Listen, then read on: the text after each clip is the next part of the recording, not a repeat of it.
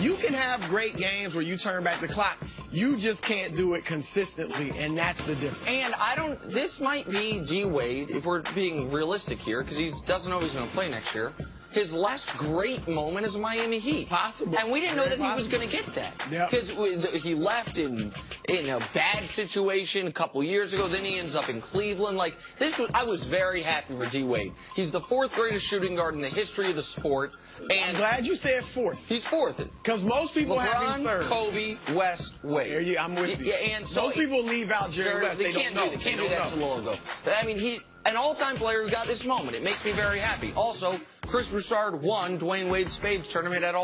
right. Beat him in the semifinals. Hold that L, D-Wade. To the NFL scouting combine. So we learned yesterday that projected #1 overall pick Sam Darnold will not throw at the combine. There's actually a pretty long list of big-time players who didn't. Instead, he will throw at USC's Pro Day on March 21st. Nick, you have any issue with this? I don't have an issue with this. I'm kind of agnostic on whether or not guys throw at the combine. I understand the argument for it. You want to compete. You want to show everyone in every instance how good you are. The argument against it is you can't control the environment. It's guys you've never thrown to.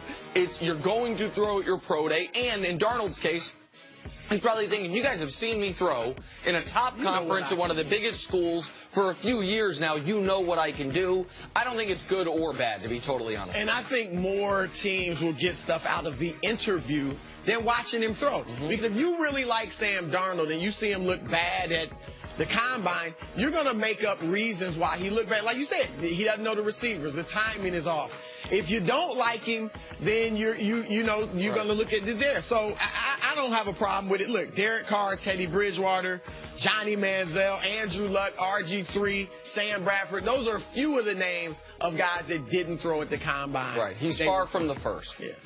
All right, moving on. Cowboys Vice President Stephen Jones said the team plans to meet with Dez Bryant's team sooner rather than later to discuss his future.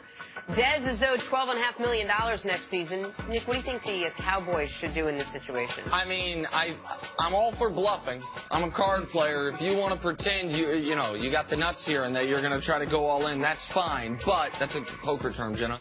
But I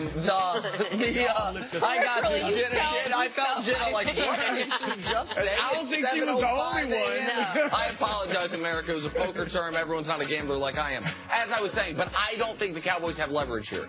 I think Dez knows that if Dez gets cut, Dez becomes the best wide receiver on the market. So you can ask him to take a pay cut.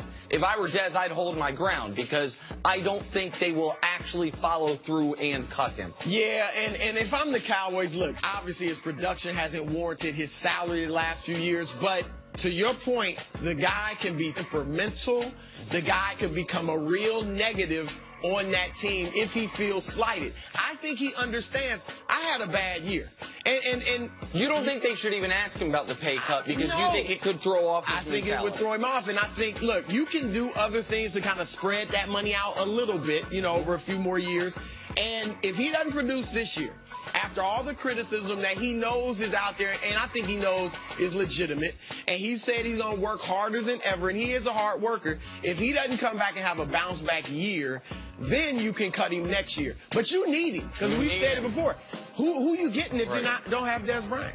And finally, the Packers are working on a new deal for Aaron Rodgers that would almost certainly make him the highest-paid player in league history. Nick, you surprised by this, given the fact that Rodgers still has 2 years left on his deal? Well, what is interesting is